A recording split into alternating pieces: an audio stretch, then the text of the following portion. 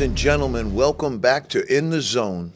Pete Coles, Rich Sutter, and we're fired up today, folks. We're doing a Monday special show for you because we're going to go and do the bracket. We do this every year, and it might be my favorite show of the year. Pete and I are going to take you through the whole thing. I've filled my bracket out, and that's what we're going to have to live with today. Pete's going to take us through. We're going to talk about those first-round games.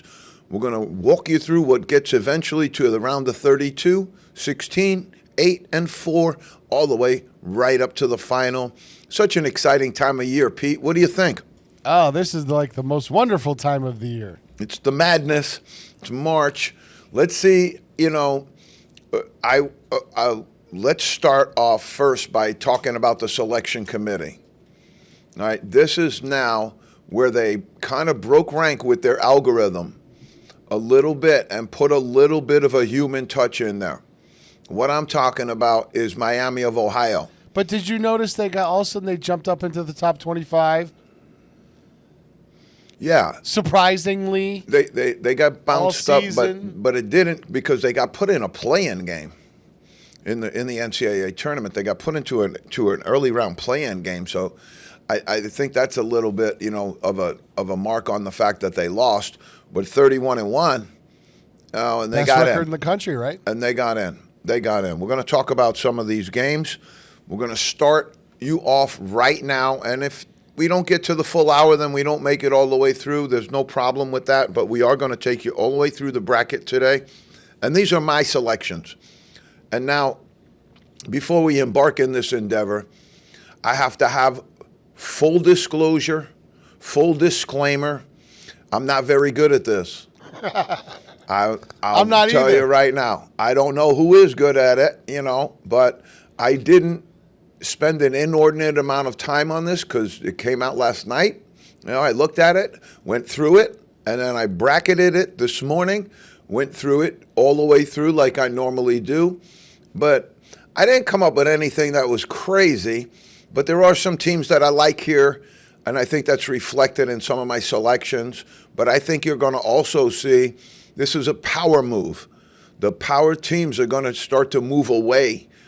You're going to see that in this tournament. The power teams are going to start to move away from just the regular, Division I, solid, even low major, mid-major teams.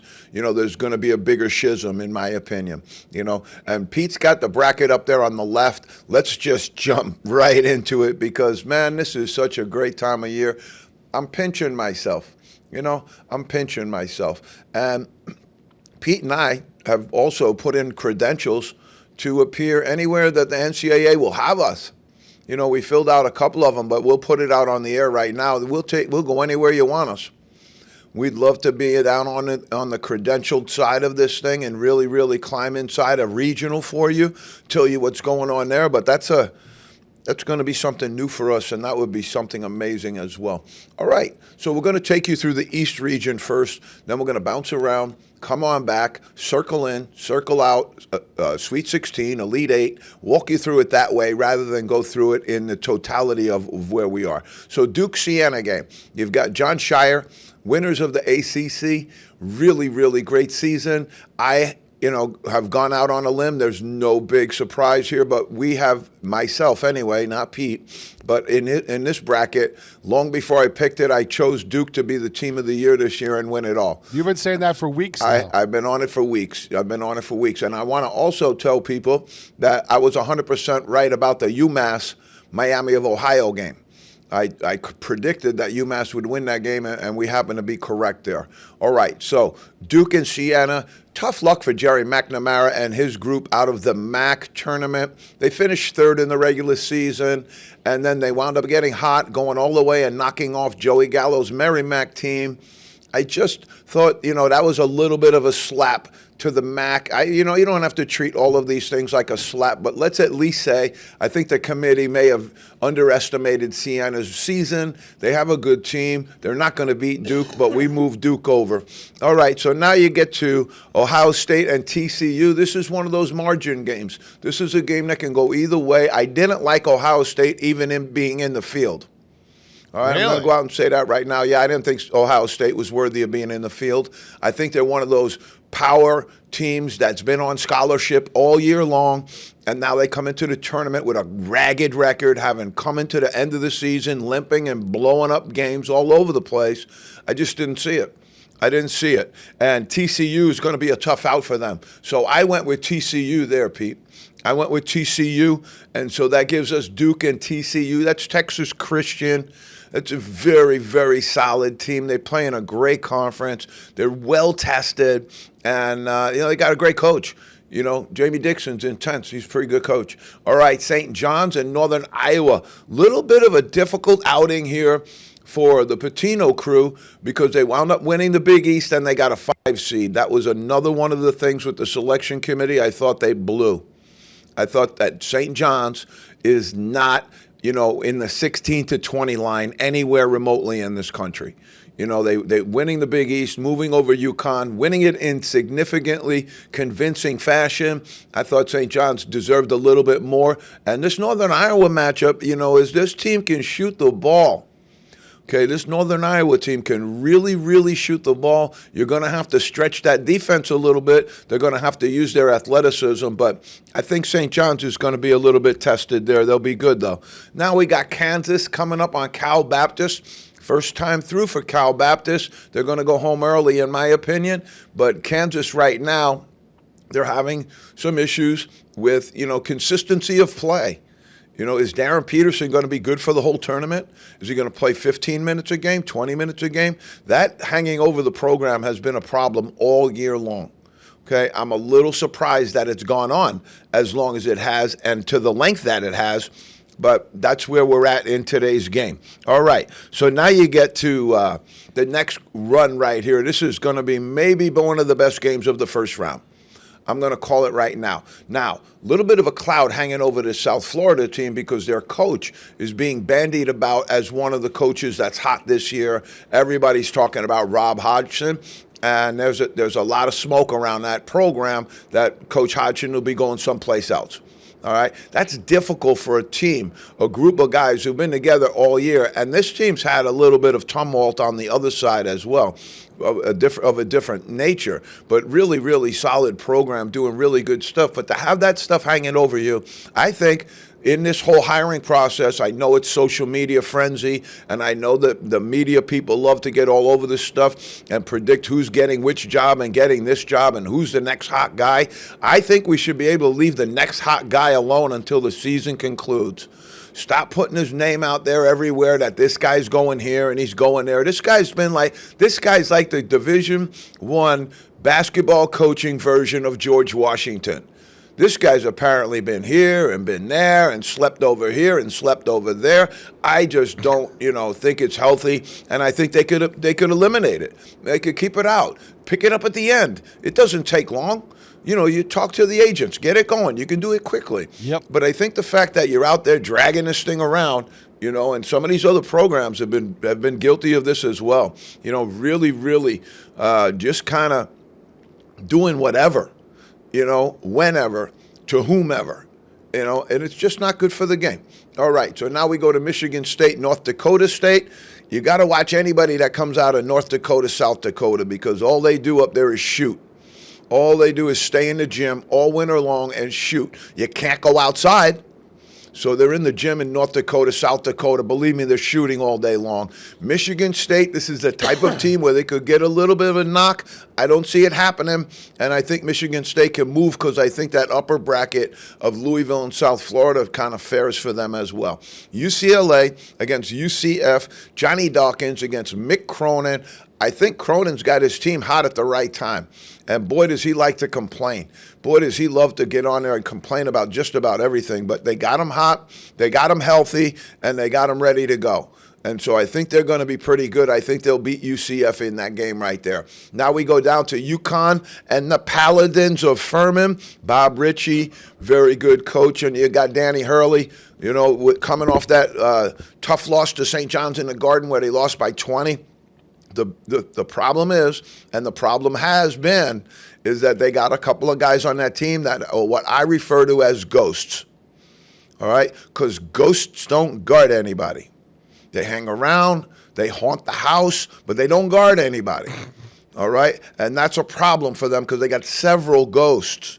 And the offenses right now are doing what they call mismatch hunting. They're looking for that player that can't guard, and then they're sending their best guys at that player in isolation, in space. And so they're getting them over to areas where they're having trouble because there's not any help defense there to bail them out, you know. And so that's a problem. It's been a problem for UConn, not just this year, but for the last 2 years. And it's not limited to just one guy. They got a couple of ghosts haunting that house down in Gamble. All right, Pete, that's a good roll so far, though. Let's give it a shot. All right, let's look at the South. Boom. Love this. Just Now, do you want to do the play? You want to do the play-in games first because we got our first play-in. Yeah, well, I just rolled right over those, you know, to be honest with you, because you got Florida playing Lehigh and Prairie View A&M, I believe.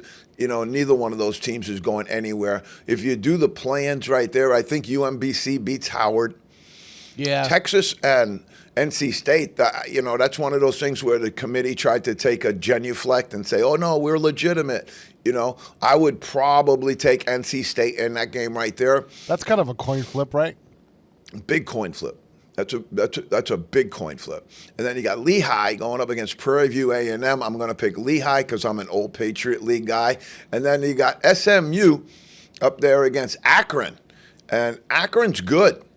Akron's very, very good. But Miami in that Ohio? game, I'm taking SMU. Over Miami of Ohio? Oh, that's Miami of Ohio. Yes, Yes. over Miami of Ohio. Uh-huh. Really? No They're doubt. not, they're not going to get their second loss of the season? Nah. SMU's guards are too good. Okay. SMU's guards are very, very good. Pro level. Okay, Pete, so let's move it back and see where we're at. I think we pick it up with Florida. Yep. All right, so Against one Florida, of the play-ins. Florida's going to go over the play-in. They got to go in that Lehigh winner. You know, I think, you know, Florida's playing very, very good basketball right now. They didn't win the SEC, which was a little surprising. Coach Calipari and the Arkansas Razorbacks were the SEC champion yesterday, and I'm high on this team right now, Pete. I'm going to go out on a limb with them. All right, so then you got Clemson and Iowa. That's one of those games that, you know, two teams that are going to be both very, very solidly coached, very, very fundamental, really good basketball. That's a coin flip if I've ever seen one. I'm going to go with Iowa because I like their point guard. I like Mr. Bennett Sturts. All right, so we're going to roll. Vandy and McNeese. This McNeese team is not to be slept on. They're one of the few Division I teams that goes up and down the floor with the best of them. They're well coached. They're talented. But I like this Vanderbilt team, and this Vanderbilt team gave it a pretty good run in the SEC. I think they're solid. They've kind of got their feet back underneath them, and right there I'm taking Vanderbilt. No big surprise there. Nebraska and Troy, the men of Troy, are going home in a handbasket because I like Hoiberg and I like his team. And I like how hard they play. And this team has not been in the NCAA tournament in ages. Nebraska, a football school. Danny Nee for years was the coach there. They haven't been in a big dance, the Le Grand Ball, in a really, really long time. So I think this team's going to be excited to play, and excited to show America that they're pretty worthy and belong in the dance. All right, Pete, let's roll it. We got a big one here. This is going to be my surprise of the first round. North Carolina versus VCU. No Caleb Wilson, it doesn't look like, going to be back for North Carolina. I'm taking VCU, Pete. Wow. This is one of my Ricky upset specials right here. I'm going to take Illinois in that next game over Penn also, but I'm going to go VCU out of the Atlantic 10. The Atlantic 10's a lot better than people think. Atlantic 10 is a lot better than people think. Very well represented in the NIT. Okay, so now we got to move and groove. You go back down now. You got Illinois goes up against Penn. The game yesterday was the best. I'm going to go out on a limb and put it out. The Ivy League final was the best basketball game I've seen since January. Woo. Since December. Haven't seen a game that good in months. What an ending. What a great finish. Two big powerhouse Ivy League coaches, Coach McCaffrey and Coach Jones, going at it, moving that chessboard, moving the pieces all around the board. And boy, was that a great game. It came down to basically a young man named TJ Power who transferred into Penn and was at Duke prior, Worcester Academy, and then went to Duke.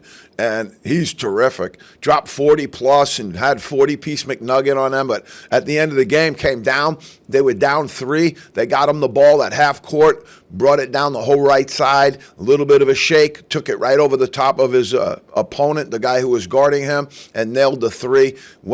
Send it into overtime. And I'm telling you, if anybody wants to see something really cool, after TJ Power makes his shot, there's maybe a second left in that game. This is how intelligent the players from Yale are.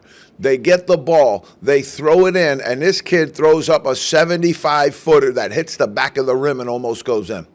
Just great basketball, really intelligent design and play. I loved it. And unfortunately, Penn's going home because that Illinois front line is way, way too much. And I got news for you. Penn will have trouble with the Illinois quickness in their guard. Stojakovic, they got some really good players there. They're going to have to watch out. All right, Pete, I got another upset special for you right here.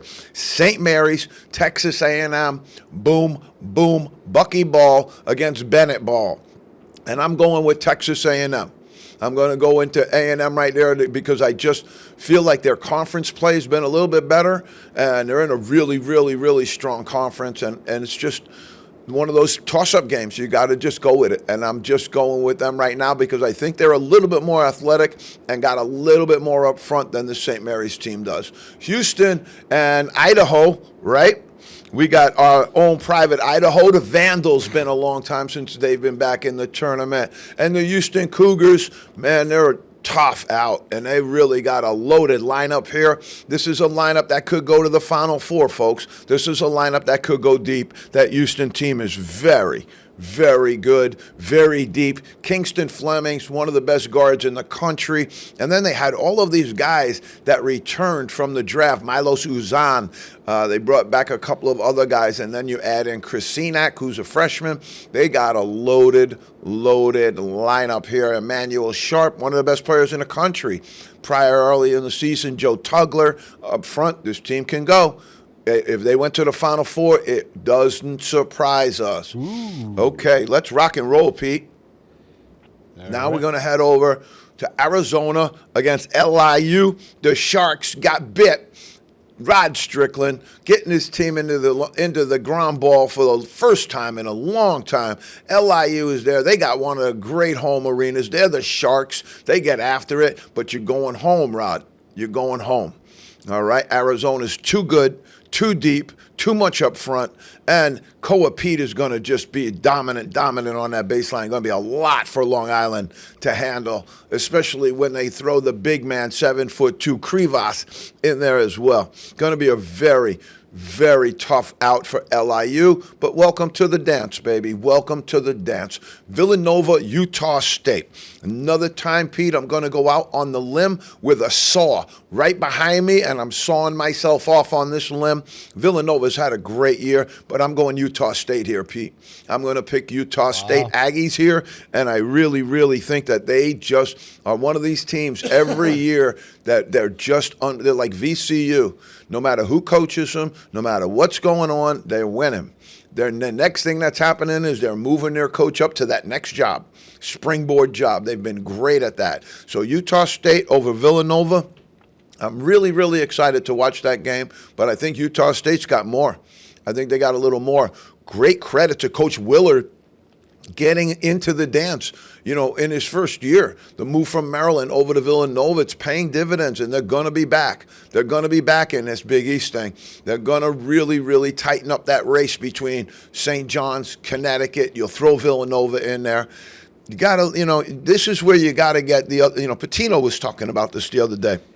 He alluded to his own son, being in the league and having to get it up a little bit better at Xavier as well. But Butler job just opened. Todd Mata will not return, although it was said that he could return from the AD. He decided not to return, and he will stay on as a special ambassador to the program.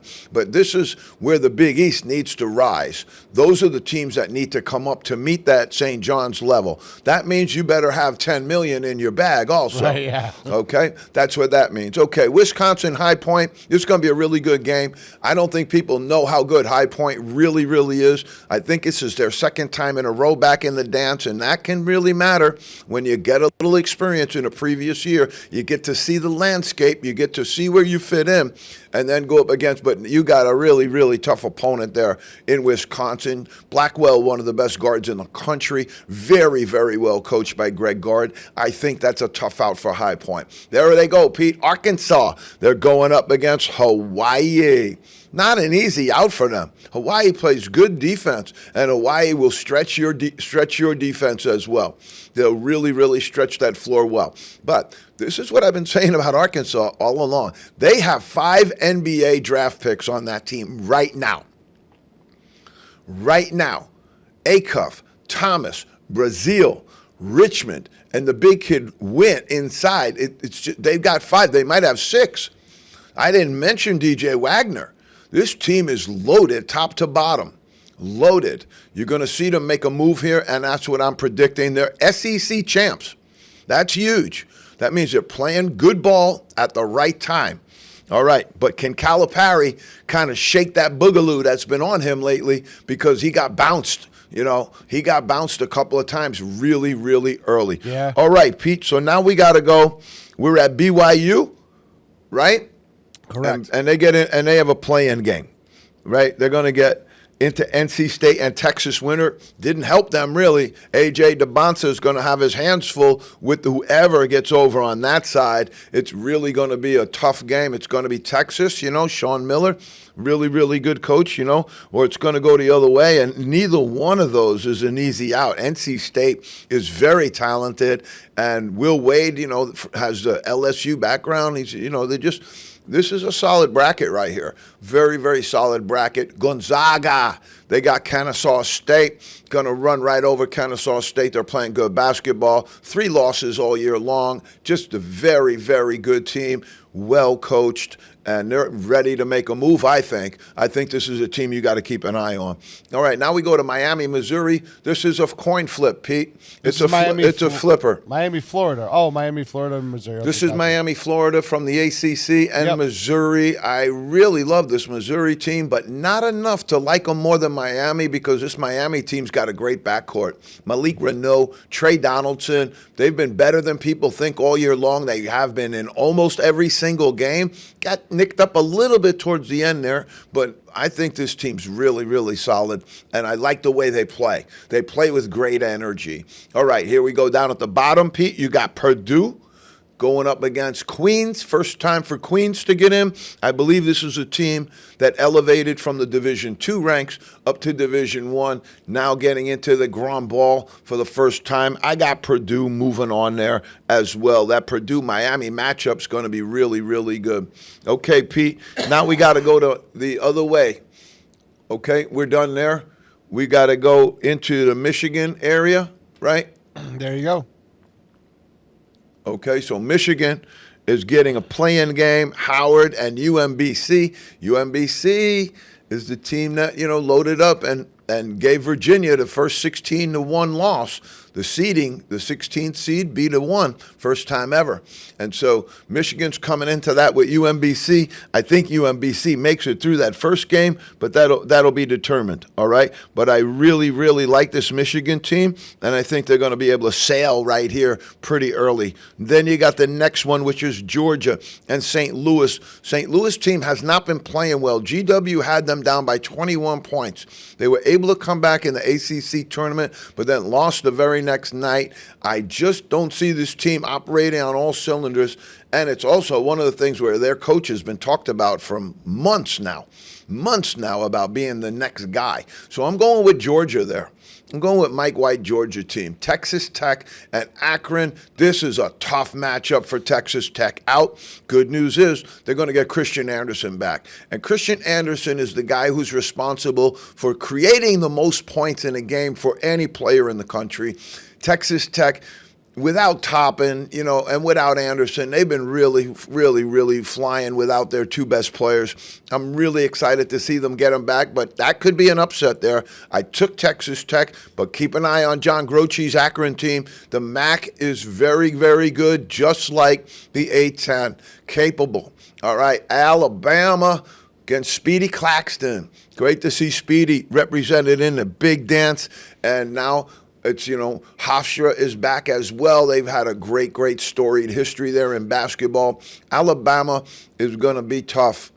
They're going to be tough in this tournament. They shoot well. If they come into this tournament hot and shooting well, they and Arkansas can really, really make some distance. Okay, Pete. Now we got to slide back, okay? And we're going to go into where we go, Tennessee. I think, back to the Duke area, right? Or do we have? No, you got the bottom half of this bracket. Tennessee, bottom half of Midwest.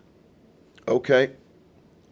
So I'm lost a little bit. Let me see if I can catch it up. All right. So now you got Tennessee going up against that bracket where they have the play-in, Miami of Ohio and SMU. We took SMU. I also took SMU over Tennessee.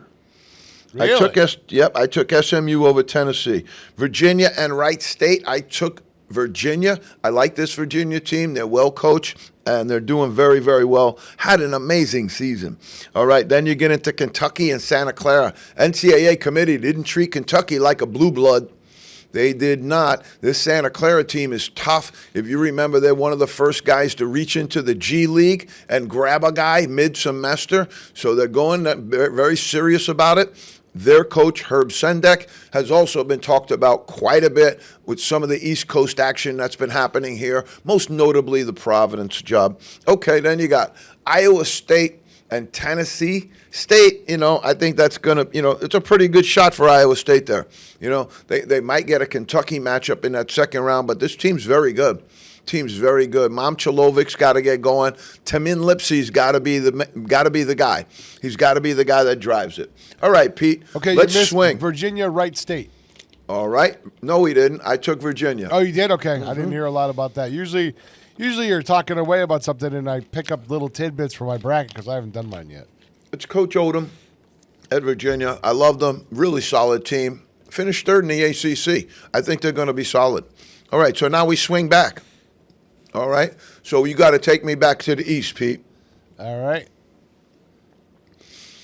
Now we're going to enter into the East bracket. Now we've got really, really good basketball coming up here. All right? So we're going to go back to a full screen because you're past where my graphics are. Okay. So I'll just keep reading them. Yep. All right? So now your next matchup is going to be Duke against TCU. I have Duke winning it all. So we're not going to spend a lot of time talking about this game because I think they're going to take care of business. This team is loaded. This team has one of the best players in the country on it. This team is really, really well coached. But again, they've had their ups and downs in this tournament. This is a snow globe, folks. They're going to shake it up. They're going to shake it up, and it's going to go. But I do not see Duke having any problem with TCU there. Now you go to this really, really great matchup, St. John's versus Kansas. Melvin Council, Darren Peterson, Flory Badanga. This is a really, really good Kansas lineup if they pull it all together. Now, St. John's, this is a tough matchup for them. They got hit in that 5 seed, and this 5 didn't really help them because you got teams that are really, really good in those lower levels that didn't have the year they usually have, but it's Kansas, bro. That's a matchup for them. I took St. John's over Kansas, though. I think they're just playing a little bit better right now. All right, now you got to go down to... That could be a big upset, though. It's going to be... Somebody's going to get knocked. Somebody's going home, and it's going to resonate, no doubt about it. Now you got Louisville again, Michigan State, Louisville. This is another game. Izzo goes home early. What happens? What does he want to do? So, I got Michigan State moving on there, though. And then you're rocking and rolling down to this is going to be another great game. This East Regional is really, really good if you get the way we got it right now. Okay, if you get Duke and TCU, St. John's and Kansas, Louisville and Michigan State, and then UCLA and UConn, you got a bracket right there. You got a bracket. I took Connecticut over UCLA. I like Danny's team. I think they're going to keep it rolling. Okay, so now we shoot over to the west. We're going to go east to west, down to the Midwest, and back to the south. Okay, so this leaves us Arizona against Utah State. We took Utah State in that first game. We're going to go with Arizona. Arizona's solid. Arizona's very good. But this is now where we're talking about. If you look at the East so far and look at the games that are lined up over there, right there, if that bracket turns the way it's supposed to turn, with very limited upsets, Cinderella does stay in the basement. This is going to go and they're going to be monster games. This is what they've been leaning towards. They've wanted this. I don't know that people are going to not like it because the games are going to be really, really, really high level, high talent, NBA players going on, moving on. You're going to get to see the best of the best. So maybe that's what they're looking for. All right, so now you got to go to Wisconsin and Arkansas. Monster game. This is where Arkansas, this is a team they could get clipped by. This is a team that's going to slow them down a little bit. Maybe take the air out of the ball, and then they're going to come and hit them every time they can with Blackwell, some of the other guys. But this team, Arkansas, I'm going to go out on a limb and believe. I'm going to believe. I got Arkansas taking Wisconsin in that game. But look at these games. Arizona shaping up with Arkansas. Wow. That could be a monster game. So now it gets really hard, Pete. BYU against Gonzaga. That's a matchup. The Battle of Utah. Going to be unbelievable. I'm picking the Zags there.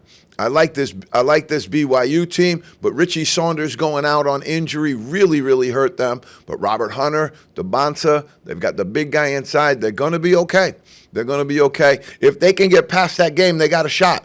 But that's a tough out for them because Gonzaga's loaded. Now you got Miami and Purdue. A little one off the shelf here, Pete. I took Miami. I think Miami can speed this team up. I think Purdue has trouble when they get sped up, and I think this Miami team's going to be able to handle them. So I have Miami taking Purdue in that next round. This leads us to Michigan and Georgia. Georgia is so talented, but this is going to be a rough out for them because this Michigan team comes and plays it on speed dial. You know, Dusty May's got it going. They come down the floor. They know exactly what they're doing. I don't see them having a problem with Georgia. Texas Tech and Alabama, another monster game. Monster matchup. I took Alabama here because I think they're just not going to be able to get past that Jacob Toppin loss in this game because Alabama presents a whole different set of problems than other teams do because they have length, they have shooting ability, and athleticism that goes on for days. I like that Alabama team. All right, so now you got into a SMU Virginia, ACC, little ACC violence. If this goes the way it is, I kind of take a shot at the committee for the way that this whole thing came out. You shouldn't be playing people in your league in the second round, but hey, maybe it was inevitable. I didn't see the ACC have that many teams in where you couldn't make that avoidable. SMU Virginia, I took Virginia in that game, and here's another great matchup. What if Kentucky gets heated up with Iowa State? Boom, boom. Out go those lights. Somebody's going home. Whoever goes home, they'll be talking about them getting fired, whoever that is. I took Iowa State in that game. Okay, now we got to slide over. We've got Florida and Iowa. Who are we going to take there, Pete? We're taking Florida. Like Florida to go all the way to the Final Four this year. Don't think they have it all to win, but I do see them as a Final Four team. I like their bracket. Okay, Vandy and Nebraska. This is when Nebraska is going to run into some heat. We've been buying Byington all year. Like him as a coach, got a good approach.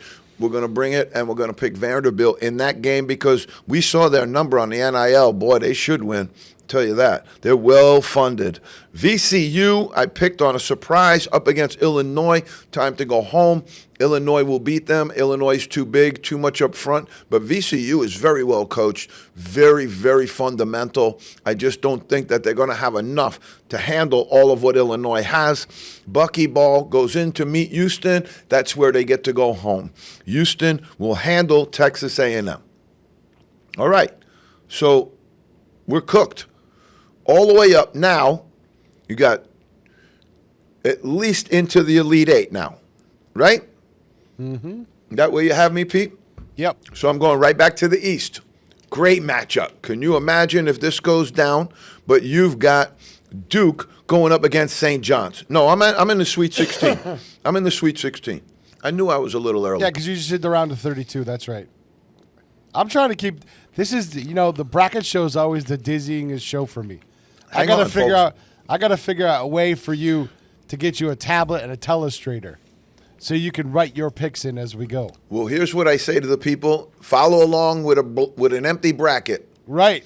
And you can watch us as many times as you want. Yep. Just put it back and roll it back. All right. So now, if you get to Duke and St. John's, wow, what a game that's going to be. Then you have Michigan State and UConn. Boom, boom.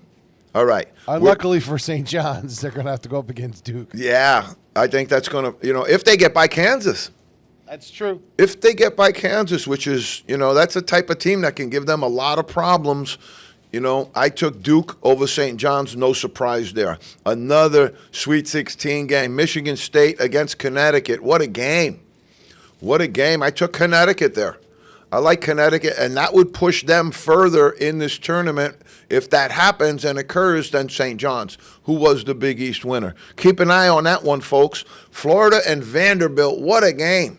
Another interleague matchup coming back, SEC on SEC. I took Florida. I think Florida can handle them, but Vanderbilt is very capable in that game. Illinois and Houston, that's going to be a matchup. Titans, big men inside, athletes all over the floor. I just like Houston's guards a little bit more than I like Illinois' guards. That's the only way I could look at it. Illinois' front line is very good, loaded. So is Houston's. So that's kind of like a boom, boom. To me, that's a wash. And now you scrub out the other side with the backcourt, with Kingston Flemings and some of the other players that they have there, Emmanuel Sharp, Milo Suzan. I just think they're a little bit more possibly NCAA tournament tested with that team. That's where I'm going with it. But I'm going to take Houston in that matchup. Okay, so now this is where the tournament gets crazy. If you ask me, this is where the whole thing could go off the rails. You got Arizona matched up against Arkansas. What a matchup that could be. I'm picking Arkansas, Pete. Yeah. I'm going to have Arkansas take out Arizona there. They have the ability to do it. They get on the big dance floor. I think this team could explode. They could also fold up the tent and go home early like they've been doing. So this is the challenge for them. I think they've got a little bit of different vibration with this team. Darius Acuff is a monster in the SEC tournament. So keep an eye on that one. When Calipari gets his guards playing well, you got to watch them.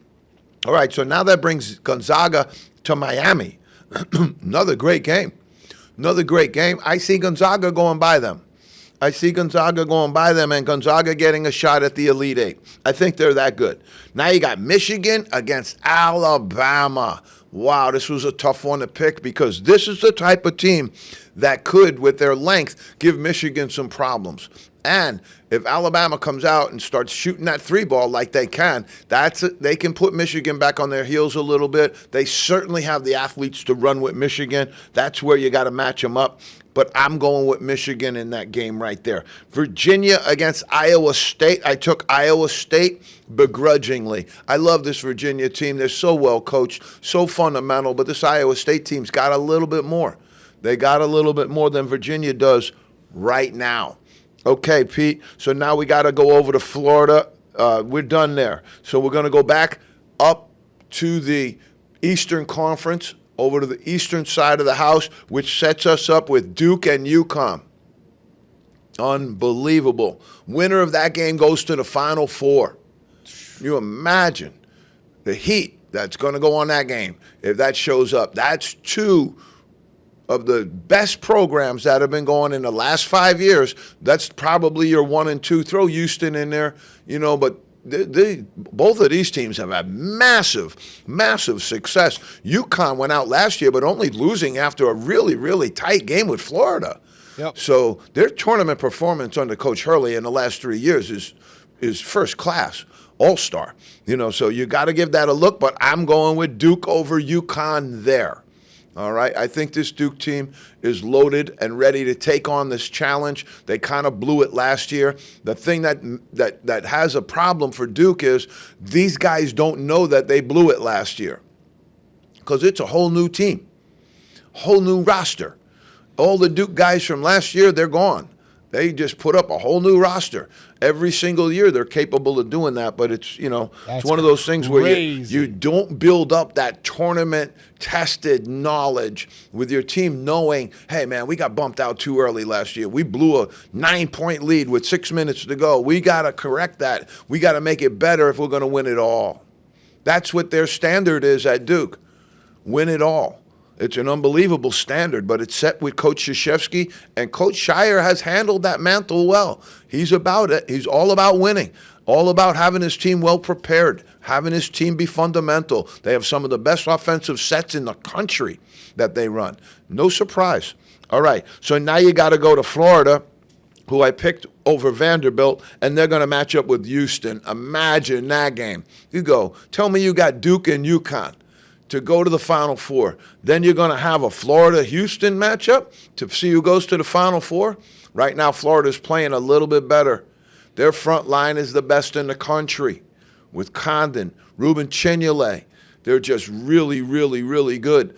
I think, with Huff as well, up front there, I think so much is going to depend on Boogie Fland. And if he plays consistently in this tournament, he'll be great. They'll be great. Xavion Lee and Boogie Fland are the keys to this Florida team. If they're going to go, these are the guys that are going to take them. The one thing I will say about them is they've been playing great basketball as of late, as the whole team. This Florida team is really, really forming at the right time. They did last year. They formed at the right time. A little bit of a new backcourt here, but that front line's been through it. Okay, so now you have, at least in my matchup here, you have Arkansas going up against Gonzaga. Mark Few, just a really, really good group of young men under his direction right now. But I got this Arkansas team going all the way to Final Four. I've watched them all year, and I'm not the biggest Calipari guy. You all know that. Anybody who watches this show know that I don't go to Cal much, when it comes to this stuff. They've gotten bounced out by Oakland. They've gotten bounced out by St. Peter's the last couple of tournaments that they've been in. Big win over St. John's last year kind of reclaimed at least my confidence in them. I think this team's ready to go. Final Four. All the way for Arkansas. You heard it here first, Pete, and they're going to beat Gonzaga to do it. All right, then you bring in Michigan and Iowa State. Soft bracket down there for Michigan. Honestly, they had Duke as the number 1 overall on the line. I think they got an okay bracket, but I think this Michigan bracket's a little soft. You got Michigan going up against Iowa State. Just a great, great matchup that's going to be. And people don't know how good Iowa State is. That's part of the problem, that they don't get to see them a lot. But again, they've got a really, really good team. And TJ Otzelberger, if you count what he's done at Iowa State in the last, he's up there in the category with Danny Hurley, with Kelvin Sampson, with Rick Pitino. Right now, that's the type of level he's been at. And it's really amazing because Iowa State, Ames, Iowa, is not the easiest place to form a basketball team. You have the University of Iowa right next to you. That's one of the best, thought of basketball teams for a long, long time in that state. Yep. Iowa State's making it work and doing an amazing job. But I think Otzelberger gets to go home after the Elite Eight. I think Michigan takes it right there, and this forms a Final Four. Nobody's going to be surprised by this Final Four. Maybe my Arkansas pick, but right now I don't think anybody's going to be surprised that Duke is going to come out of the East region.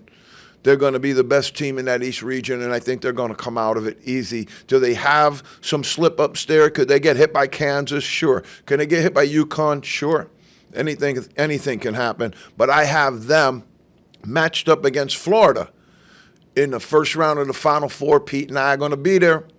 We're going to love it, and that's going to be some matchup. Duke and Florida, it's just going to be super, super sensational matchup. Can't wait to get out there and do some of our business as well. And also a little bit of a reminder too, just so we can segue in here. We've got a great guest on Thursday. Adam Nelson from Hoop Dirt's going to join us on Thursday. So stay tuned for that because that's going to be awesome as well. We'll ask Adam to put together his Final Four before he comes on the show, and we'll let you see where he's going with it. Very knowledgeable guy. Nobody better at what's going on with the carousel. He's the king of the carousel right now, if you ask me. All right. So now you got to go to Arkansas is in there, and they're going to play Michigan. Wow, that just was a tight matchup there for me personally. As I went down it, you got Elliot Cadeau going to go up against Darius Acuff. Oof, that's a matchup. That's a tight guard matchup. You have Yaxel Lindenberg and Morez Johnson. Ade Mara, probably the best 1-2-3 punch out of the portal of any team in the country. So you've got that Michigan team going up against an Iowa State team that has a little bit more historical knowledge with each other. They've been playing together for a long time. They go through the battles in their league. They've got good backcourt play. But I just don't see them getting past Michigan. Michigan, Arkansas, that's another monster matchup. I really had a difficult time with that one, but I took Michigan. Just think Dusty May has just got it on a different level right now. And I think that their matchup is if they're looking for a blue blood matchup, this was it. I brought it to them. Okay? Duke against Michigan going off in the final. That will be an unbelievable basketball game on Monday night, folks. No question about that. Really good basketball. Okay, so we got Duke, we got Florida, we got Arkansas, and we got Michigan. I like to jump off a little bit, with Arkansas. I like to have something there. Everybody picks the same teams. Everybody's got this one and that one. And Arizona is going to be obviously in everybody's bracket. If there's anybody that can beat Arizona, it's that Arkansas team, though, because you have to match them with their athleticism.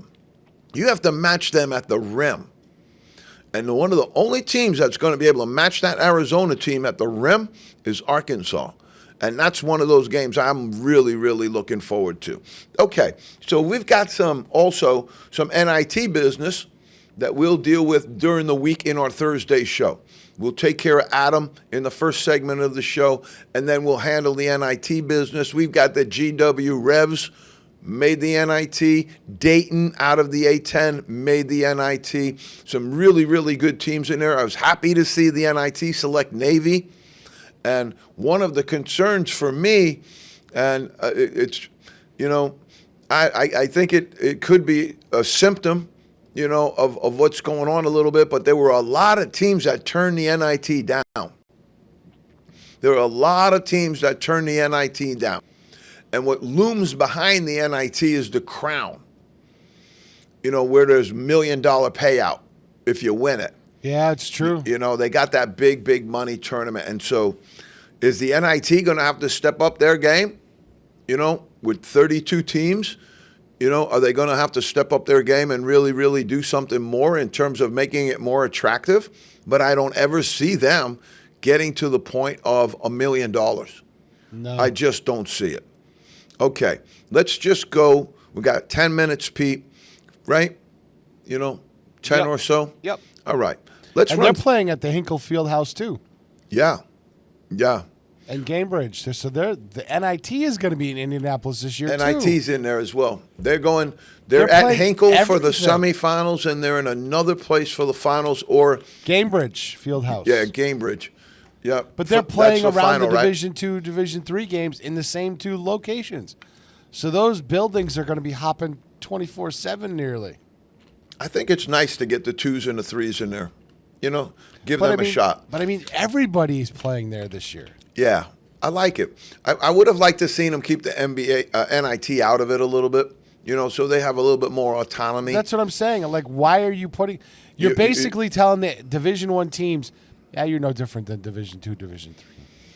Well, it's really telling the NIT teams that we don't care about you. They're trying to consolidate things.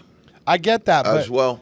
spend a little bit more money. They've been criticized a little bit, with the Division III stuff. Like Division III and Division IIs are so different than the NCAA tournament, because right now you and I are looking at going to all these different regionals where they set them up. Buffalo has a regional. They don't have a team, that home team in that regional. When you go to the NCAA tournament in Division III, you by and large have, like if there's... You have at least one home game. They'll right? have... We wouldn't know because we never get rated that highly, but teams do get home games. So you would have like 8 teams in a pod. So let's say it's 8 times 8. You want 64 teams. So you got 8 teams in a pod. One of those 8 gets to be the host. Yep. They have 4 in a pod. One of those 4 gets to be the host of the whole thing. So if you're playing at home, it makes a tremendous amount of difference. I'm watching some of the Division II tournament on television right now on the web, and there's tremendous home court advantage there as well. If you do well and you can get there, you can get home court advantage almost all the way up to the regionals. And that's, a little bit different than the NCAA. The thing that I like about it is, I agree with you, Pete, it could flood the market a little bit. They're going to hurt the gate. Did you dilute it, all the way down? And I always like the But NIT. it also feels like you're making the NIT a second-class tournament, even more so than what it already has been. I can agree with that. I call it autonomy, but just their own skin, having their own skin. So here's what I'm talking about. The NIT for years, as I was a kid, was my favorite thing to Madison do. Square Garden. Because I could go to Madison Square Garden and watch it. Yep. I spent years at the NIT. Yep. Years of watching those games. Good games, bad games, sometimes great games. It had a little bit of an Eastern connotation to it. All right, we'll give it that. It wasn't a national invitational tournament. It did have an Eastern kind of flair to it. That's because the Garden wanted to fill their seats. The Garden doesn't want to see Utah Valley State play Delaware. Nobody's going to go to that game. But so when you had, if you had where they are right now, if you had, it's not St. John's, but if you got somebody else in there like Syracuse, who might go to the NIT right now, if you could get them into Madison Square Garden, that's a big draw. It's a big draw. But here's a piece of it as well. They went and moved it to Vegas, right? Yep. The NIT originally, so it was in New York all these years. Now they say, we're going to go to Vegas. And then they went to Vegas. They had it out there. And then all of a sudden, like within 2 years, now we're going to Indianapolis. And we're going to throw it right in with the 1, 2s, and 3s. And I'll tell you something else. The NABC and all these different places have all-star games at those times. Division I, Division II, Division III, all-star games. You're just absolutely flooding the market in Indianapolis. I'm okay with it. We're going to be there. Be lots for us to do, But for the experience for these young men, I think to go into some of those field houses will be great. Indianapolis is Indiana's a great basketball state. So people will support it. But you also got to give some credence to the fact that why did you move it out of Madison Square Garden? Right. Did the Garden want you going? Then you go to Barclays. Go to the Meadowlands. You go someplace else. Keep it in a major market. Like why? I don't understand. Keep it in a major market and away from the other one. The other one would be in Indianapolis. You got good coverage. You got the East Coast covered. You got the Midwest covered. You have good balance that way. Honestly, the NCAA should probably never hold their stuff anywhere that's not in a really good locale. They should be in Florida for the Final Four. Yep. They should be in Myrtle Beach for the Final Four. Some great places in the middle of the country. Indianapolis is dead center in the middle of the country, but it's not the most exciting city in the world. I mean, not a lot to do other than what's going to be there to do. If you hold, well, I see it both ways. Like having a Madison Square Garden was a draw for the teams because they could go to New York City, right? Yeah. And it may become boring for the same teams getting stuck there year after year after year. So I could see moving it once in a while, but co-locating everything at the same time just, to me, cheapens the NIT and it makes it irrelevant. It's too much. It's too much. Makes it I do irrelevant. like the fact that they moved some of them out there, but you could also do this in a different kind of way also if you were a little more sequential about it. You know, they're just kind of loading this thing up at, you know, what's All the finals are pretty much on the same day. yeah, that's what I mean. Be more sequential about it. Stretch it out over a whole week. You know, let the threes come in. Let the twos come in. Final one culmination. You know, the women, you know, where are they? They're in Arizona, I want to say, or someplace like that. I think they're in Phoenix. You know, Phoenix. Yeah. So, I mean, tie that stuff together. You know, are the division, because here's the thing. All right. If you want to have the Division 1, 2, and 3, do you have the division? Are the Division 1 and 2 and 3 women tied together in their tournament? I don't think so. Are they all going out to Arizona? I would be in favor of that. I would think that's really, really good for women's basketball, but I don't think they are. I think they're going to be somewhere else. You know, are they in Indianapolis? The women? The 2s and the 3s, did they get invited to Indianapolis, at least to try that venue? You know, the only thing about Indianapolis is it's centrally located. It's got airports, got hotels, got all that stuff that they need, you know, but there's other places that have those things as well, too. Well, here's the other thing I know, that the Indianapolis Convention Committee, like their tourism committee, has made a real big push to get major events. Yeah. Because they pushed and got WWE major events in the same year. There's a big push going on to bring stuff to Indy. No doubt. We got some stuff on the carousel. We'll talk about it in the last 3 minutes here. Adrian Autry of Syracuse, Kim English of Providence. What you're seeing, though, there's a little bit of a trend. And this is something that I alluded to in the show previous to this. And the trend is this. We're broke. We can't buy out our coach. Can't leave him. Jeff Capel had $15 million buyout at Pitt, close to a $15 million buyout. English at Providence, man, they must have really wanted to see that guy go, because that was somewhere in the realm of $12 to $16 million on a buyout, not to coach the team. Mark Schmidt, retirement, buyout, St. Bonaventure, $1.8 million. So that gives you the scope of how much money is being spent on the other side before you contract with any players, before you bring in a new coach. And when you speak to your other new coach, sometimes those coaches have buyouts from their previous school. So let's say you want to go into Merrimack and talk to Joey Gallo. You got to pay Merrimack to go in and speak to him. You got to pay Merrimack to go in and have that contract moved over, because he has a buyout, sometimes in the millions. Some of these guys take these buyouts that are unbelievable. If I ever got to be a Division I coach and a successful Division I coach, and you told me that I have to buy out my own existing contract to leave, I'd say you have to have your head examined. When I'm ready to go, I'll go. When you're ready to send me, you'll send me. If I have to get paid in that process, then I get paid in that process. But the fact that this guy's got to walk out the door and have a $12, $15 million price tag heading over his head before he can go contract with another school. And the school that's contracting, here's the craziest piece. Let's say we got School A, and they're taking the coach from School B is taking the coach from School A. They got to pay A. That school who's taking the coach going to B, B's got to pay A. They got to pay his buyout.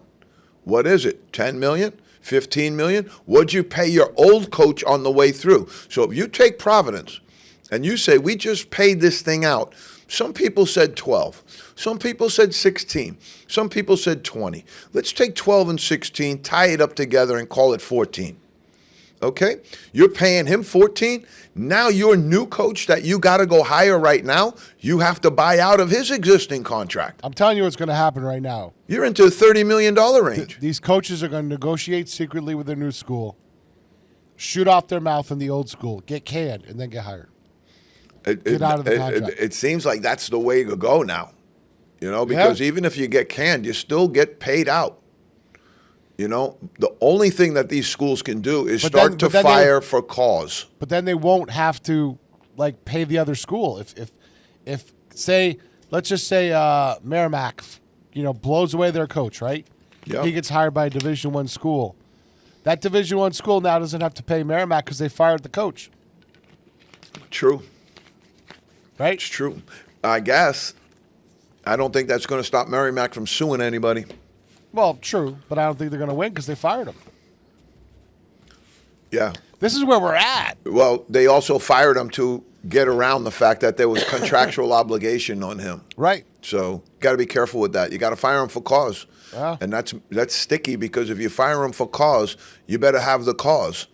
And then you got to pay the penalty for having the cause. Yeah. The cause was we cheated. The cause was we did this, that. If you hang it on him personally, you better have a file. You better have a folder because he'll come back and sue you for slander and libel and everything else that goes with it. Yeah. Pete, Monday taping, I loved it. It was awesome. We were getting killed with the rain outside, but oh my God, it was pounding down in here. But I think let's make it rain in March, folks. All right, we'll get back to you on the NIT, all that other good stuff on Thursday. Adam Nelson joins us then. Pete, we're in the zone, baby. We'll see you next week. We'll see you Thursday.